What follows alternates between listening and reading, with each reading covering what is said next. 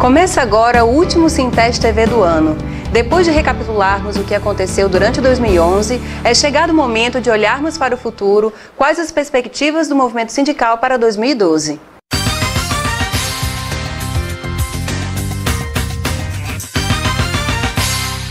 Em 2011, o ano foi de muita luta e para 2012 ela continua com o objetivo de melhorar as condições de trabalho e aperfeiçoamento da carreira dos técnico-administrativos das IFES.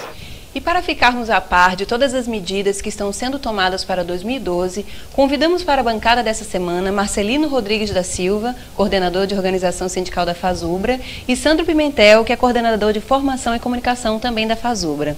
Muito obrigada pela presença dos dois em nosso programa. Nós chamamos esse programa de Perspectivas 2012, porque na verdade a gente tem algumas incógnitas, algumas questões, algumas perguntas sem resposta, né, porque não houve desfechos nesse ano de 2011. A gente queria falar um pouquinho agora sobre o projeto da Previdência Complementar para os servidores públicos, que foi uma coisa que foi muito falada durante o ano. Agora, logo no final do ano, tentaram aprovar e não conseguiram e vai ficar para fevereiro. Qual é a visão da FASUBRA em relação a isso? O que é que se pretende fazer agora que se conseguir um novo fôlego? Olha, a FASUBRA tem, durante todo esse período, né, histórico nosso, a defesa da Previdência Pública, né? Então, o PL 1992 está muito claro, né, que a Previdência Complementar, ela trata de começar por dentro um processo de privatização que não é só na Previdência, né? O Marcelino aqui sabe, a gente tem acompanhado muito isso. A privatização está em várias áreas, né, Marcelino? Então, a FASUBRA tem combatido vários setores públicos também, felizmente não foi aprovado ainda, a gente espera que não seja. Mas se considerar o fortalecimento do governo dentro do Congresso, não é, e as políticas que ele tem implementado, tudo indica que vai ser. Isso é um prejuízo enorme para a classe trabalhadora. Na sua visão, Marcelino Seati? Faz parte, como o Sandro coloca, desse ataque de conjunto que o governo está fazendo. Na verdade, o governo tem um discurso, se elegeu o governo Dilma com um discurso de contra as privatizações, mas a Previdência faz parte desse plano de privatizações. Teve os Correios agora que foram privatizados, teve a EBSER, que o governo aprovou também, e a Previdência faz parte desse código de orçamento de privatização que o governo tanto ataca, mas tanto implementa com outro discurso. Então, não temos dúvida nenhuma que vai ser dura a luta, já está sendo, mas assim, o que a gente pode é acreditar e confiar na luta da categoria e das demais categorias também para tentar barrar isso aí. Infelizmente, o governo, como o Sandro diz, ainda é forte, mas vamos tentar barrar com muita luta para 2012 e 2013. Tá certo. Em relação ao PL 2203, também foi muito falado, né, do meio de outubro para cá, com mais intensidade, que é aquele PL que atinge a categoria dos médicos e dos profissionais que recebem insalubridade e periculosidade, né? De acordo com esse projeto, há uma redução salarial, né, e também há uma redução dos valores fixados para esses adicionais. O que vocês falam sobre isso? Também, assim, ainda está um pouco incerto, estava na Câmara, deve passar para Senado. A respeito desse projeto, quais são os enfrentamentos que serão feitos? Olha, esse ponto está relacionado com esse projeto de privatização. O governo, no primeiro momento, ele colocou o que a gente chama do cano da sereia. Apresentou para os funcionários, nossos colegas, companheiros e companheiras dos hospitais, que teria uma melhora com a privatização, com a criação da EBSER. Estamos vendo que esse era um canto da sereia mesmo. O governo, ele tenta enxugar a máquina, ou seja, reduzir custos, reduzir direitos, retirar direitos, para que essa máquina privatizada possa funcionar na lógica do governo, que é um atendimento precário e que é precarizar também a contratação, e aí já está fazendo, inclusive, com quem é já contratado. Então, assim, faz parte desse projeto de privatização, especificamente para o HU.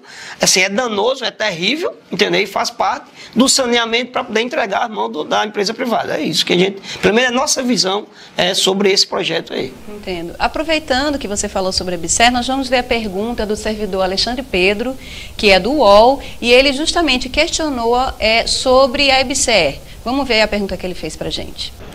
Boa tarde. Eu gostaria de saber, frente à instalação da EBSER, né, já sancionada pela Presidente da República, como é que a Fazubra vai trabalhar e quais são os argumentos que ela tem para trabalhar para tentar minimizar ou equacionar os possíveis problemas que vai ocasionar? Marcelino tem razão, né? A questão é a visão, é o papel do Estado. Que tipo de modelo, que tipo de Estado, né, o governo está defendendo? O Estado capitalista. Então, se é um Estado do capital, é a redução, a desobrigação constitucional para que um outro ente, o ente privado, possa assumir. Então, a Fazubra, desde o início, desde ainda a medida provisória da época de Lula, até mesmo antes, a gente vinha combatendo porque a gente entende que os hospitais cumprem um papel estratégico, né? Tanto do ponto de vista da educação, da pesquisa, da extensão excepcionalmente e do ensino, né? Porque você imagine um hospital universitário sendo dirigido por uma empresa que vai buscar a produtividade e o lucro, ela não vai estar muito preocupada com o ensino. Então a Fazubra vem se portando contra, tanto é que como na primeira versão a Fazubra estava no Conselho Consultivo, nós fomos contra, procuramos os deputados para dizer que nós estávamos contra. Quando foi para o Senado, fizemos igualmente. Infelizmente, nenhum senador colocou essa emenda e passou. Felizmente, a Dilma vetou, mas o veto não é por discordar. O veto é porque ela quer que o Conselho, tanto o Conselho Consultivo como o Conselho Deliberativo, esteja dentro do Estatuto da EBSER. Então agora a nossa luta passa a ter um outro alvo. A nossa luta passa a ter o alvo nos conselhos universitários. Porque mesmo virando lei, mas as universidades elas precisam fazer a adesão. Elas têm que aderir, têm que dizer eu concordo, né? E aí é importante que já tem 2 universidades que já trataram desse assunto, que foi a Universidade Federal do Piauí, e aprovou, né? Aprovou a adesão, mesmo antes da lei ter sido sancionada.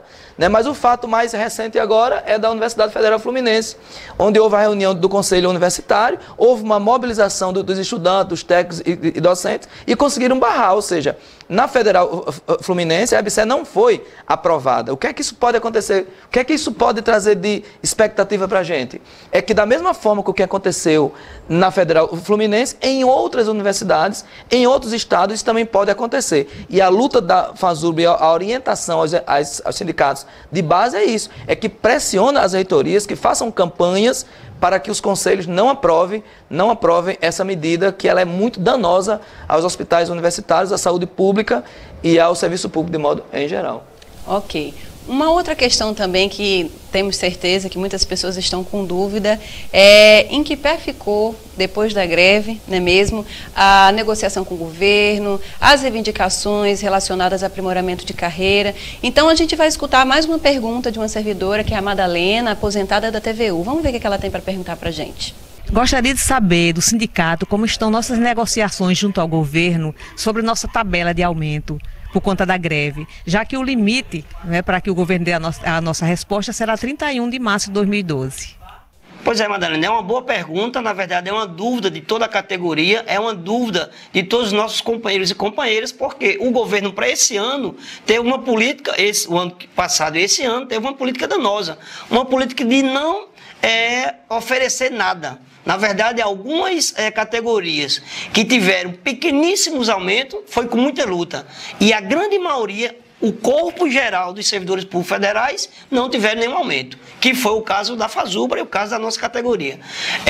O governo aí tem 2 questões que precisam ser colocadas. Primeiro, o governo mente dizendo que existia prazo e que esse prazo era julho, era agosto, que após isso a gente não poderia fazer uma mobilização com emenda ou toda no Congresso, para que a gente pudesse aprovar o orçamento. Nós provamos por A mais B, na discussão com a categoria, que não era verdade. Inclusive, temos emendas parlamentares que reivindica e que coloca orçamento. E basta que os parlamentares que dizem que defendem os trabalhadores, que saíram da categoria, que tiveram, inclusive, um passado de luta na nossa categoria, votem a favor dessa emenda. E nós teremos, com certeza, um aumento, inclusive, já para 2012.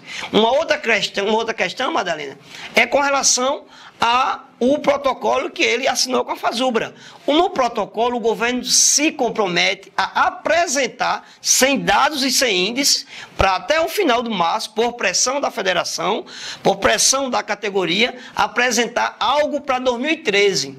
Esse algo está relativamente obscuro. Não existe por parte do governo nenhum aceno de quanto seria esse percentual. Olha, Madalena, nós já estamos prejudicados em 2011, então o governo não assina nada para 2012 e coloca uma perspectiva muito vaga para 2013, com esse protocolo que vai até o final de março. Então, nós continuamos afirmando que a saída é a luta.